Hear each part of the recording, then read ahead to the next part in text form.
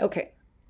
Okay, so we will edit all of this together so that way there will be no pause. In any case, what we were talking about was the live lectures with Laura Fry. So basically, when we started working with Laura Fry this past year to make these two classes, the intentional weaver and also the wet finishing class, Laura already has a number of lectures that are ready to go, all about weaving, sort of more in-depth topics about weaving. And so we are going to present those as lectures throughout the rest of the year. So really excited about being able to do that, because then we're going to get to learn from Laura for every other month for the rest of the year. It's going to be fantastic. The other thing that we are going to be doing in 2022 is we want to be doing more study groups, but slightly shorter study groups. So in the past, we were doing study groups that were like 10 weeks long, then 8 weeks long, and that's quite a long commitment. So what we wanted to do was we wanted to make it a little bit shorter. So our study groups, we're going to aim to get them closer to about 4 to 6 weeks. And we're right now we're doing the weaving one. We're going to do the knitting one next. We also have a tapestry one that we're planning, an acid dyeing one, just to get people started with acid dyeing, fleece washing, and then rigid heddle loom weaving. So that has been really high on the request list, is just to do some weaving specifically with rigid heddle looms. And usually we have our content roadmap up at schoolofsweetgeorgia.com/roadmap, but there was an issue with one of our website plugins where it basically crashed the entire computer, or crashed the entire website. So we had to take that down. And so our roadmap is kind of gone for now, but it will be back up very, very shortly.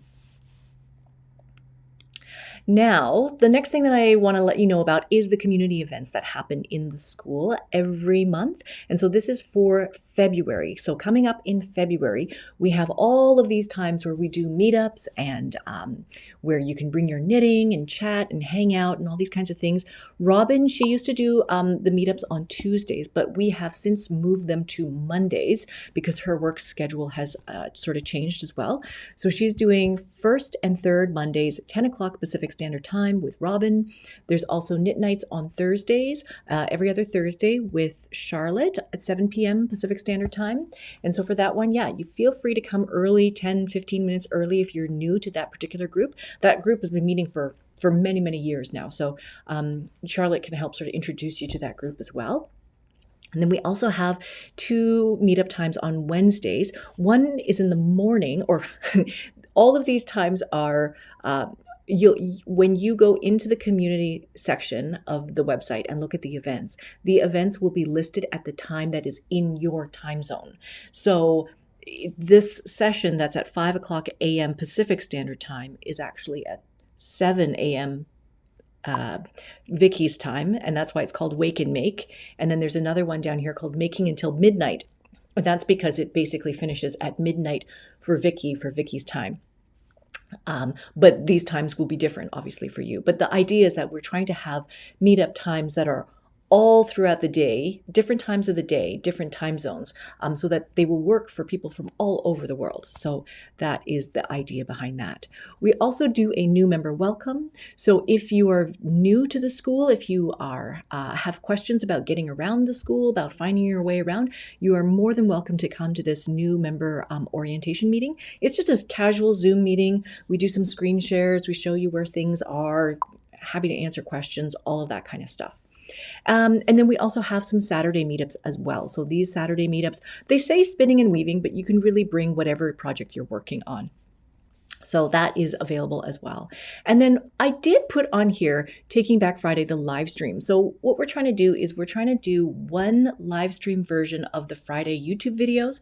And that is going to be, hopefully, moving forward, scheduled on the second Friday of every month, barring technical difficulties. And then the last thing here is all this green stuff here, all this green bar. This is the weaving study group that is on right now. And then we have our finale Zoom meeting, which will be 10 o'clock a.m. Pacific Standard Time. And this will be sort of a Zoom meeting where we can all get together on Zoom and share, talk about the GAMPs that you've made, talk about the projects that you've made, and all that kind of stuff. Fantastic. I see so many people have come back to the stream. Thank you. Now, the next thing I wanted to talk about was kind of get a little bit more into what we were doing with the Intentional Weaver. So the Intentional Weaver is the class that came out at the beginning of January with Laura Fry, and there's been a lot of fantastic and positive feedback about the class. Tons of people in the thread talking about this course, asking questions about this course, and so I really want to direct you to this link in the community forums. This is where all the conversation about Intentional Weaver stuff is happening. I think one of the biggest things has been seeing people create the trapeze, the warping trapeze, and actually using it on their looms. So you can see this is what I have done on my Mira. I did use this same technique with the to warp my gamp. So this is the gamp that I wove for the weaving study group. This is beaming the loom with the trapeze. So you can see there's a copper bar here. There's two pieces of plywood, I don't know, 2x6s, I think is what I got from the hardware store. And then I just drilled a hole into them and then cut an angle at the other end so that way it would sit nicely on the floor. That's basically all I did in order to create this warping trapeze.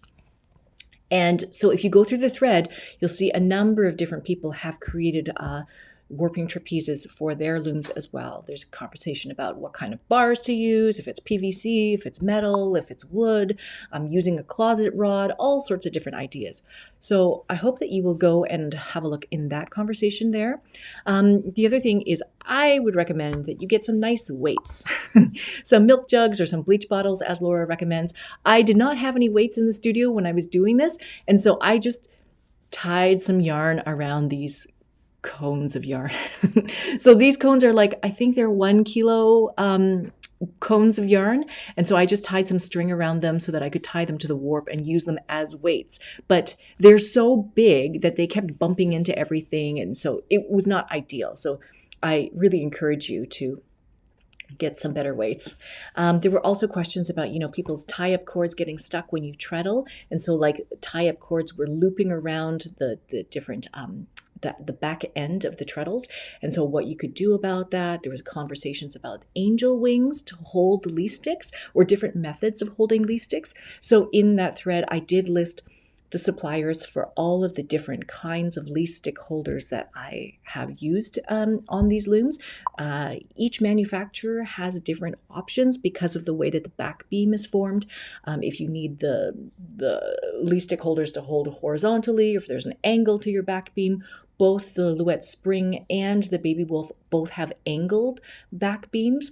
And so they need like something a little bit more special. But if you don't want to invest in leaf stick holders, you can definitely just use cords, use string, use shoelaces, all of that kind of stuff will absolutely work. There was a question in the thread about if there's a special movement at the cross when you're winding on a warping board, and there's actually no special movement that I could remember when I was warping with Laura. It's just that movement of her hand. It's very elegant. It looks like kind of like a dancer's movement, and so it looks like she's doing something fancy, but actually it's just looping around to create the figure eight that happens at the cross. So yeah, that's what that was about. And then there was also questions about winding 2 threads at a time, holding 2 threads at a time, if that is an issue at all, and if that causes any problems. And I was always taught that it would be good to do like a 1-by-1 cross so that you know exactly which thread is coming next. But I found that that is helpful to know exactly which thread is coming next in the cross. But even if there's a little bit of overlap or a little bit of twisting, it's not too much of an issue. And so I wanted to share something that I worked on over the holidays, and that is these towels. So these are the towels that I wove and I gifted to my family for the holidays. And these are twill towels that I created using the techniques that I learned from Laura's class. So rather than winding 2 threads at a time, I actually held together 8 ends at a time. And so holding together 8 ends of 8-2 cotton, I had them all separated in the reed, the way that she has on that video where we put a reed at the bottom of the warping board and then we just put the ends through the reed and then use that to separate the ends as you wind, and just to keep all of the yarns separated and not tangled. So that actually was very, very helpful. I wound 8 ends at the same time. Eventually I will get around to writing this pattern out for you guys, and you can download it and you can use it, but it almost doesn't need a pattern. It's basically 8 ends of H2 cotton held together, and then I wound enough to make 400 ends, and then you thread it on the loom using a Dornick twill threading, which is basically a broken twill. And so you can see, I think I had like 8 ends or maybe 10 ends. I can't remember exactly. I'll write it out. But it's basically like a broken twill that's been extended a little bit. And then you just weave, you just weave a 2-2 twill progression. So that's it. It's very, very simple. And it feels like a very refreshing project to put in between a lot of other more complicated projects. This is very, very simple, beautiful cloth comes out of it. And I was really excited to play with this because the 8 ends of yarn that I held together were all a mix of different colors. So you can see like the first couple here, I wove 4 towels that were sort of a mix of blues, all different kinds of blues. And then for weft, I chose one of the blues to weave through as weft. And so it's a 1 shuttle weave, 1 solid color weft, nice and wonderful, just a fun project. I also set up the loom so that I was walking the treadles for efficiency, to feel balanced, for ergonomics. If I was weaving like more of a, complicated treadling progression, then I might keep them as 1, 2, 3, 4 straight across so that I could keep it more clear in my brain what I was going to be treadling next. But in this case, because I knew it was basically 1 and 2, 2 and 3, 3 and 4, 4 and 1, and then same over and over and over again, I could set up my treadles so that I could walk them. The other thing was to advance the warp very frequently to make sure that that the beat was even throughout the cloth, all of that stuff. And I really took this opportunity to focus on body movement because I think that it is included in the video, in the lesson with Laura, where she's correcting how I was throwing the shuttle. I throw the shuttle, catch the shuttle, but then I was pulling the shuttle towards me. And as I pull the shuttle towards me, it's actually taking the yarn, the weft yarn in the shed, and pulling it towards and removing the angle that's supposed to be in the shed with your yarn in order to allow just enough yarn to go into the shed.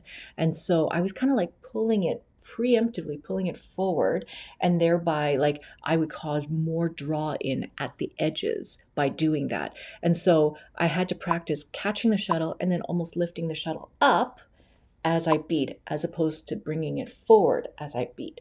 So these are the kinds of things that I was focusing on, was more of the body movement, because the weaving side of things, the structure and all that kind of stuff, is very straightforward. Everything from there is just trying to perfect how I actually weave, the body movements of weaving. So that was super, super fun, and just a lot of fun optical mixing projects. So you have lots and lots of 8-2 cotton, all different colors.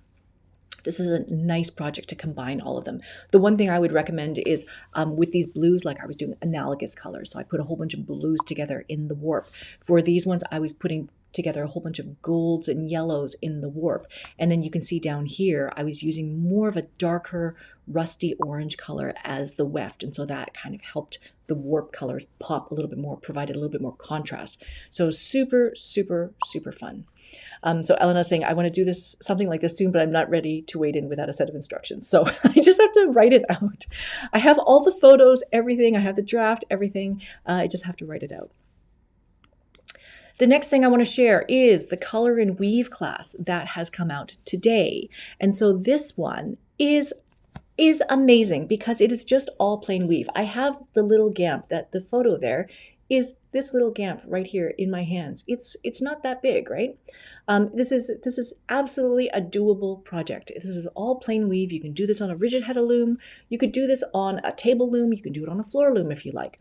I think that the trickiest part of this entire project was dressing the loom with uneven numbers of contrasting threads. And I think that that's more challenging for a rigid heddle loom than for a regular, like a multi-shaft or a table loom or something like that.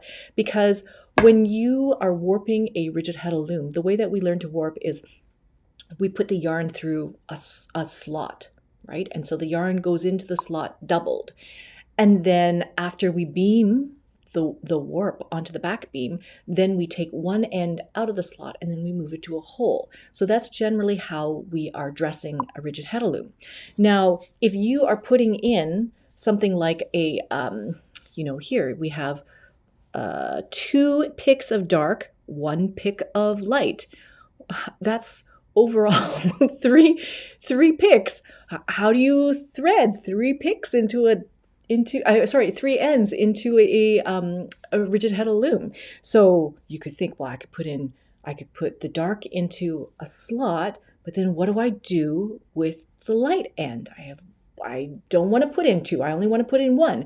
And so this is where there needs to be like a little bit of thinking. And so Amanda, in designing this project, she did all the thinking for you and wrote out a structure for how to actually set up the loom. And so it requires a little bit of thinking where maybe sometimes you have to skip a slot. Maybe sometimes you have to have 3 ends in one. And then after you beam the whole thing, then you can rearrange everything and put them in the right places.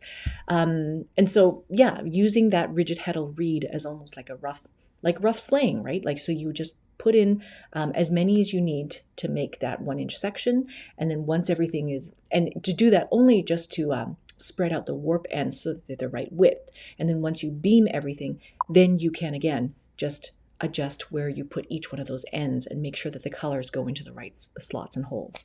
So I hope that would be, will be very, very helpful to anybody who's wanting to do this. But I think that there's just so much variety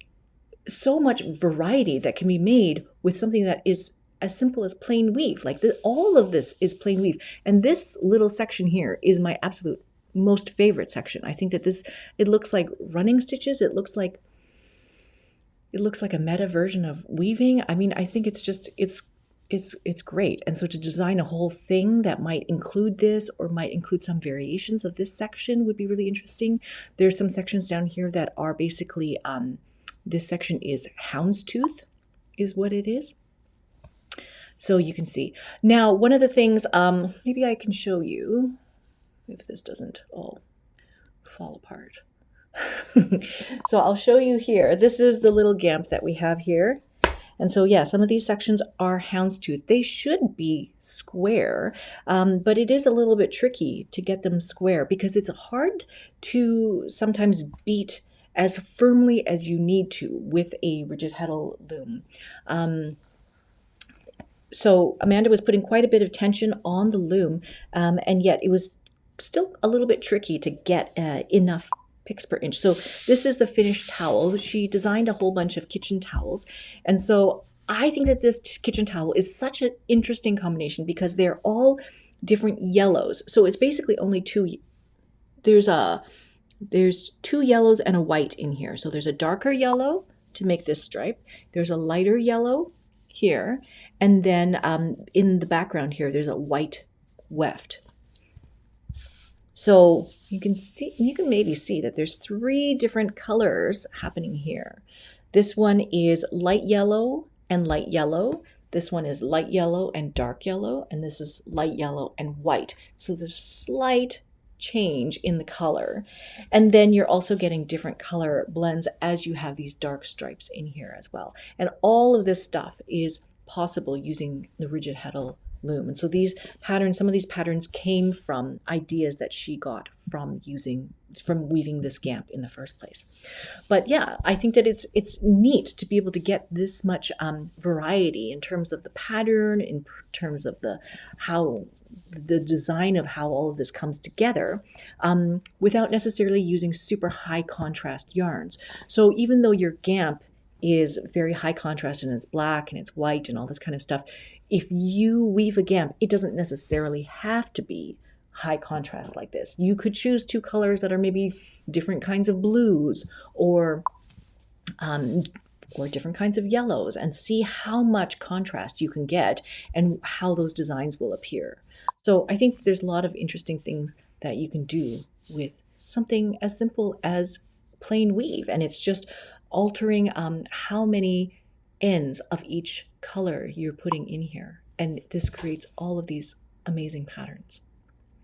So I hope that you guys will take a look at Amanda's class, the Color and Weave class. There is the GAMP project that is part of it, and then there's also the towel project. And so her towels are all done in various colors of yellow. There's also a set that's in black and white as well. And so I think she called hers fried egg and scrambled egg. I think this is the scrambled egg one because it looks like the color of scrambled eggs. And then there's another one that's, I think, more white and more yellow, and that one is called fried eggs. So that is that. But yeah, the other thing about this yarn is that we have woven with this beam yarn several times now. So I've woven with just beam for the Twill Gamp. Laura wove it for the Intentional Weaver class. All of the projects that are in there are also beam. And then these projects are also just beam. So it's a 3-2 cotton. It's an organic cotton, I believe. And it can be woven at all different sets and beats to get that balanced cloth. And it goes everywhere from feeling really firm to feeling like super buttery soft and drapey and all this kind of stuff. So I'm really looking forward to seeing what you guys make with this. I know that some of you guys are using it for your Twill Gamps as well. Interested to hear what your feedback is about this particular yarn. Yeah. It's nice. This is like a nice kitchen towel. It's great. Okay, so let's talk about the next thing, which is the weaving study group. I know many of you guys in the chat, you guys are doing the weaving study group. It is on right now. It started in January. It started at the beginning of January, but there's no deadline. You're not late if you want to start now. You can join at any time. And today, basically, sorry, we came out with the week 4 guidance. And so week 4 is basically, I'll show you. Week 1 was just planning your GAMP and looking at what kind of yarns you want to use, looking at what kind of set you might want to use. The second week was about actually winding the warp and dressing the loom. So looking at the physical actions of how do you stand at the warping board and wind that warp? How do you dress your loom with a trapeze or with weights or all of those kinds of things? That was that week's conversation. And then last week was weaving that Twill Gamp and trying to get that balanced weave. So looking for the 45-degree angle, checking your picks per inch versus ends per inch, all of that kind of stuff. And so really focusing on what is happening at the cloth. Now this week, really what I want you to do is look at how are you holding your body as you weave. So really looking at maybe possibly taking a video of yourself while you weave. That is the suggestion, and that's the recommendation. The homework for this week is really to take a video of yourself weaving so that you can kind of reflect or evaluate or critique your own body movements. Like think of yourself as an athlete and taking video of yourself doing your sport or your physical activity, and then making some critiques about, are you holding your posture correctly? Are you holding your arms correctly? Could you be doing something different? All of these kinds of things, I think could be very, very helpful. We normally, like for myself, I did not know that I was pulling my shuttle back towards me because I had not really thought to look at that. So these things can be really, really helpful if you see them on video. You're like, oh, I didn't know that I did that. Fantastic. So I want to show you really quickly the GAMP that I have woven because it has come off the loom now. And so this is my GAMP.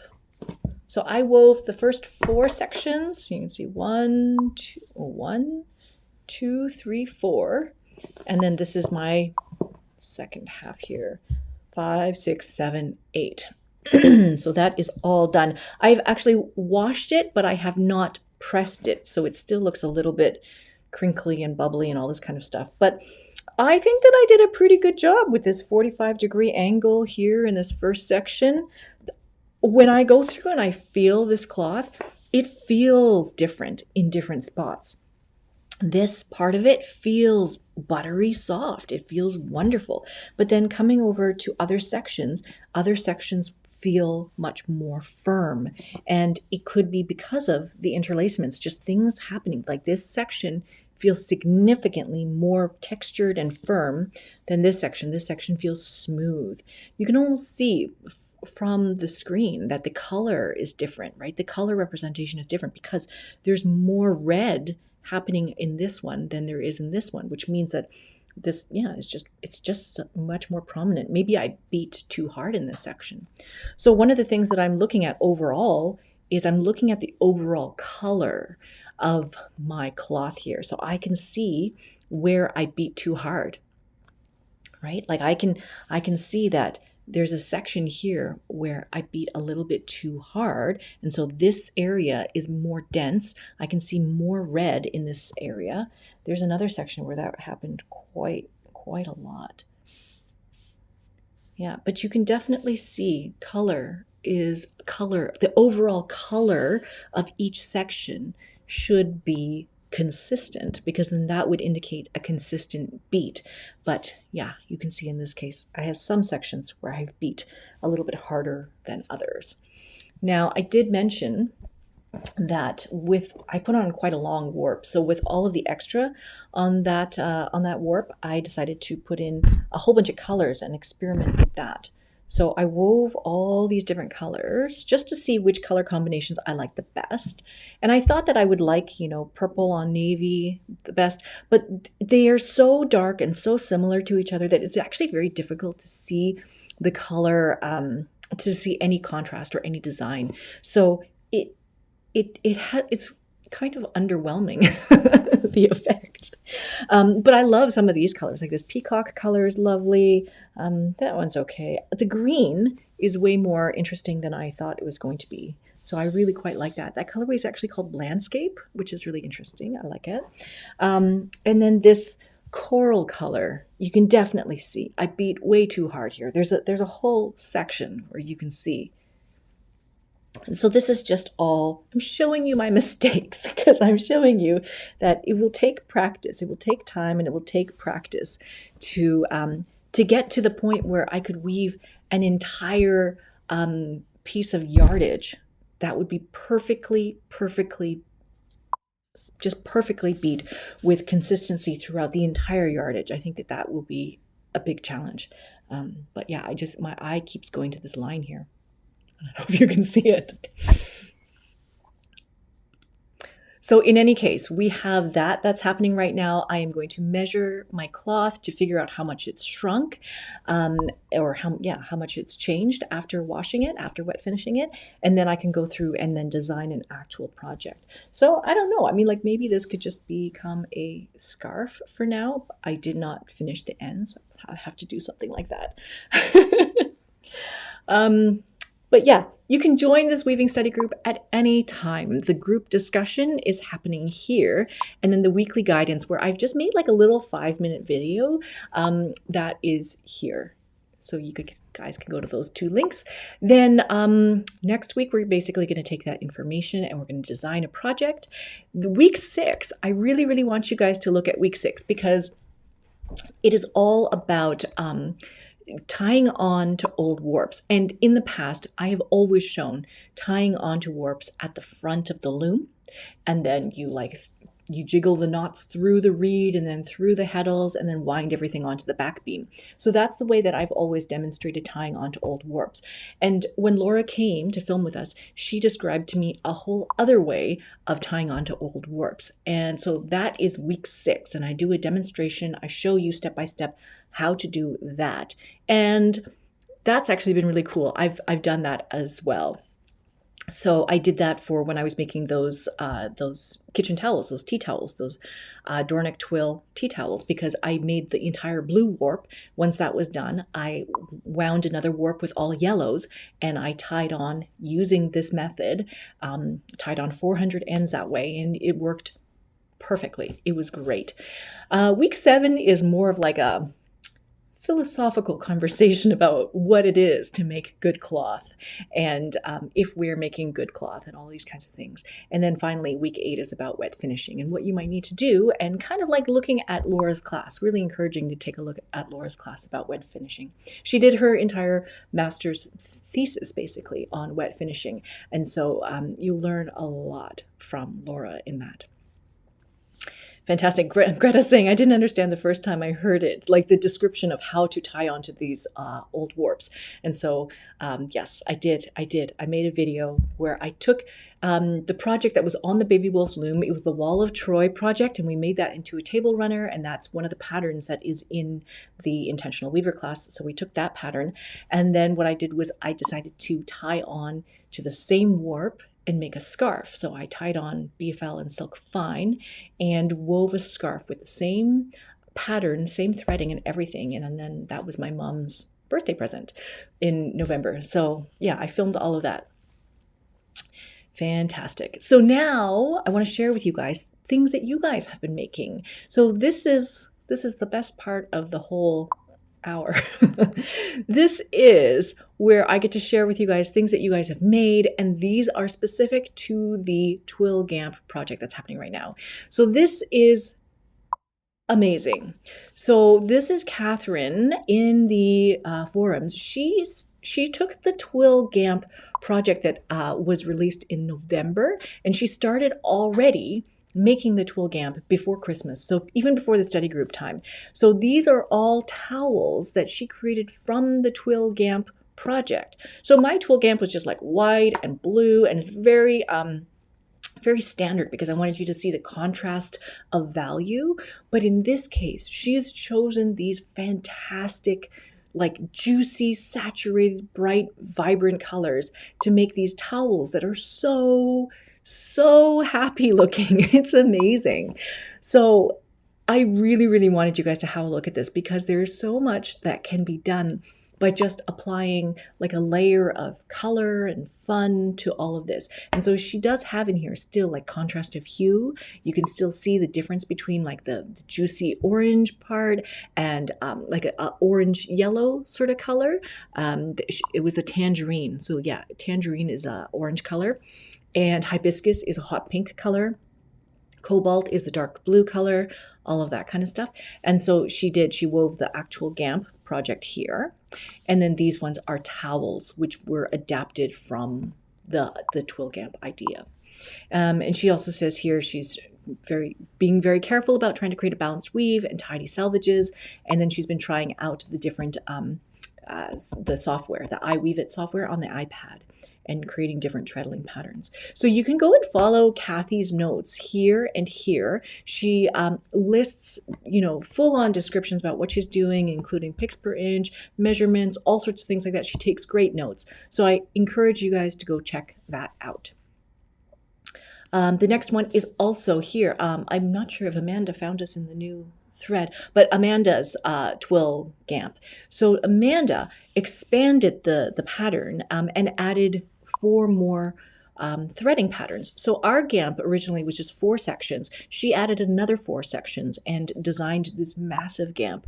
Her GAMP is being woven in a wool yarn that is it's on the finer side. I don't have listed the ends per inch or picks per inch here, but you can also check her thread. She's listed again, takes beautiful notes, keeps track of everything really, really super well, and has a good discussion about the fact that she's weaving with this particular yarn in dyed colors and also undyed colors. And so the way that undyed yarn is behaving is different from how the dyed yarn behaved.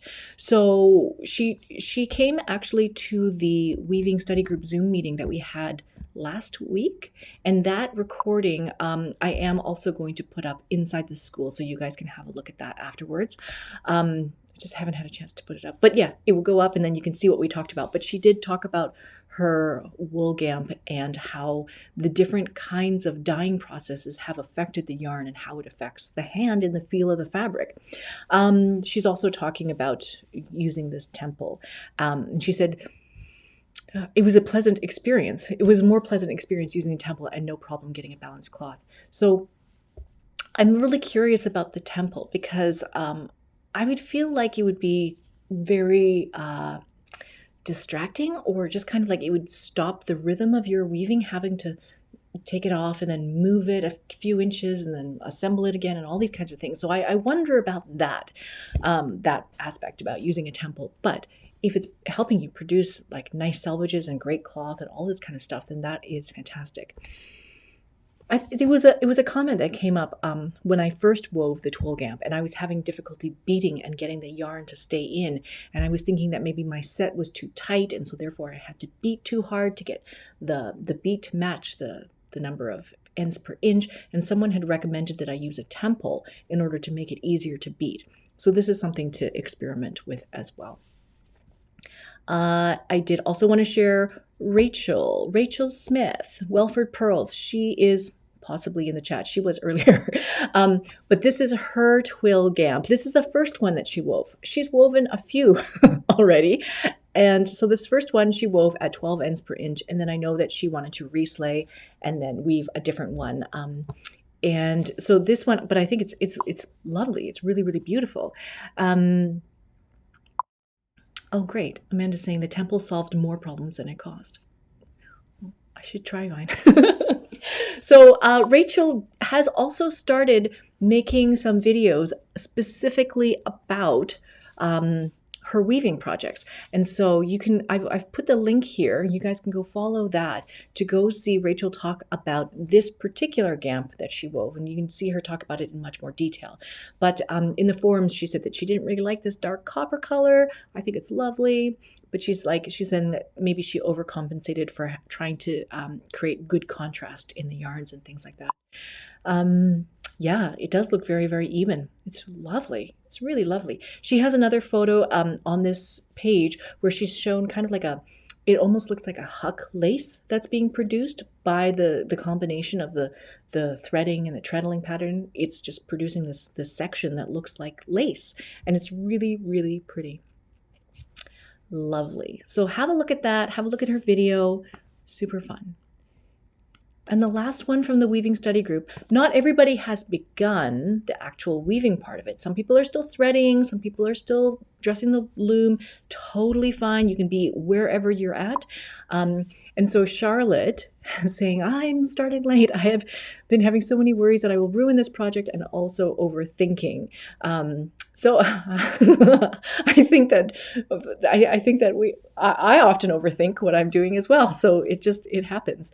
But I'm glad to hear that she's getting going. She's going to be using these yarns, which are like the most beautiful yarns in the whole world. Merino yak silk fingering yarn.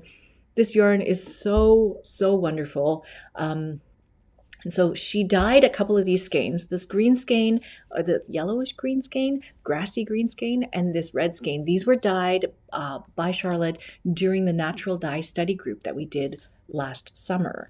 And so she says here, like, if you're interested in the naturally dyed yarns, she has a notes page here, her study note.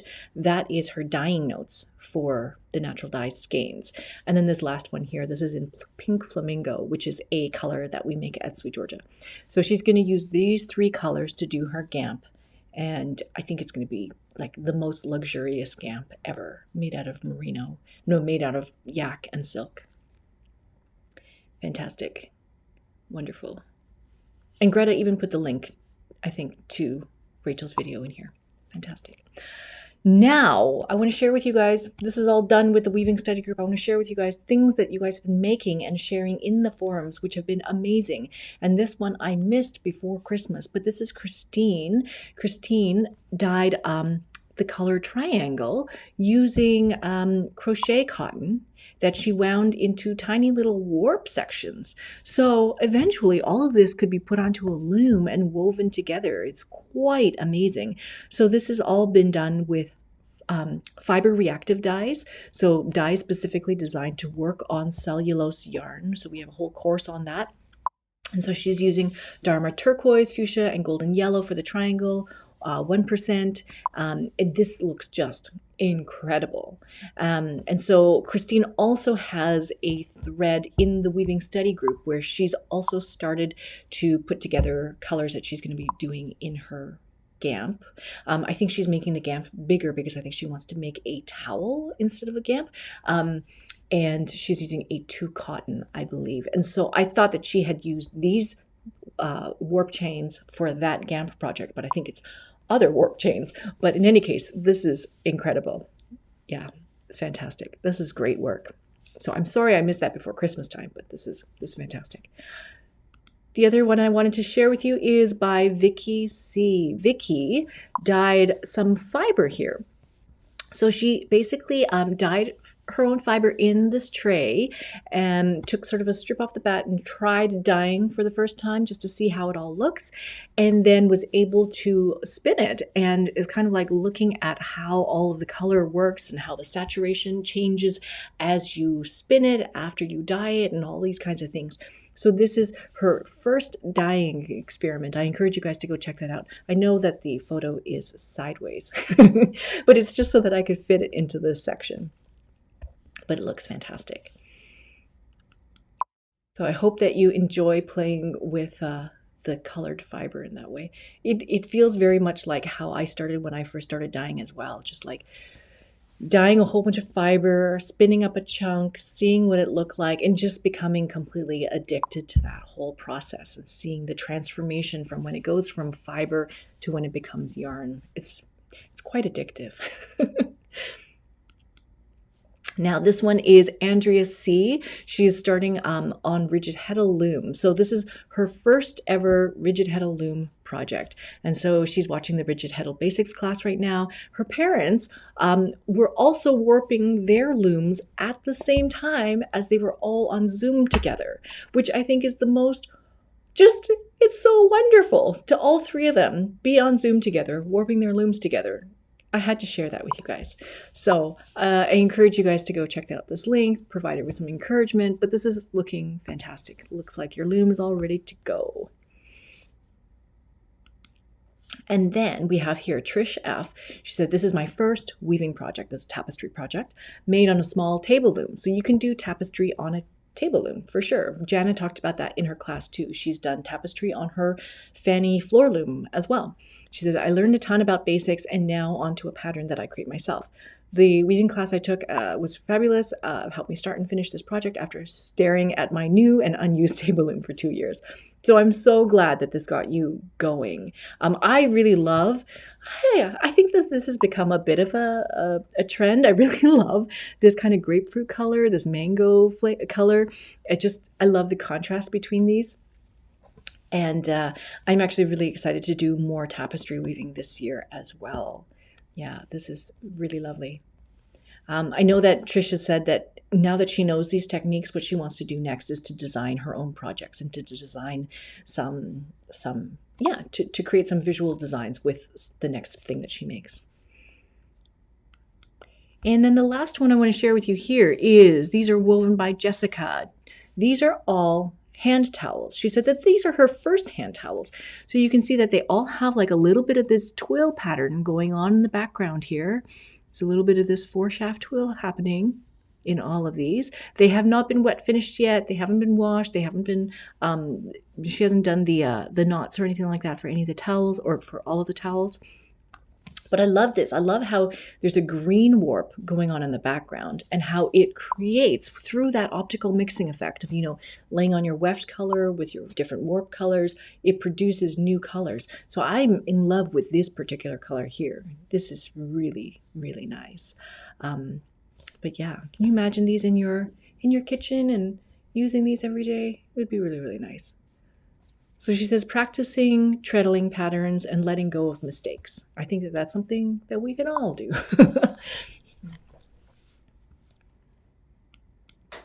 So this is my question for you guys. Learning plan for 2022. What is on your plan for this year? What are you curious about learning about this year?